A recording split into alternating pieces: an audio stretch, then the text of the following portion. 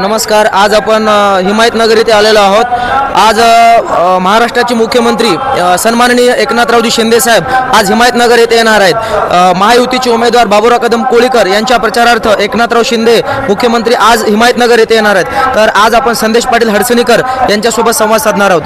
दादा, मला सांगा, आज काय नियोजन आहे आणि कशा पद्धतीचं नियोजन आहे? एकनाथभाई शिंदे आज नांदेडला त्यांची सभा चालू आहे. सभा झाल्याच्या नंतर ते किती वाजता येतील आणि काय स्वरूप आहे?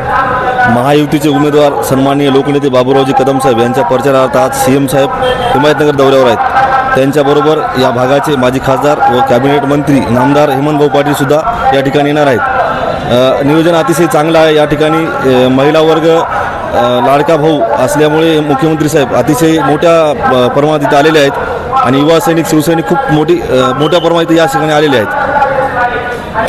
एक प्रश्न विचारायचा आहे की आता इथं हजारो शिवसैनिक आहेत आणि काय वाटते तुम्हाला यावेळेस 2024 हदगाव हिमायतनगर विधानसभेवर शिवसेनेचा भगवा झेंडा फडकेल का? 100% लोकांनी ठरवलेलं आहे. या ठिकाणी जे घराणेशाही चालू आहे त्या घराणेशाहीचा अंत या 2024च्या निवडणुकीमध्ये 100% होणार आहे आणि सर्वसामान्य घरातील कुटुंबातील एक लोकनेते बाबुरावजी कदम साहेब या ठिकाणचे आमदार होणार आहेत आणि या ठिकाणी हदगाव हिमायतनगर विधानसभेचं नेतृत्व विधानसभे नक्कीच करतील लोकनेते बाबुरावजी कदम साहेब.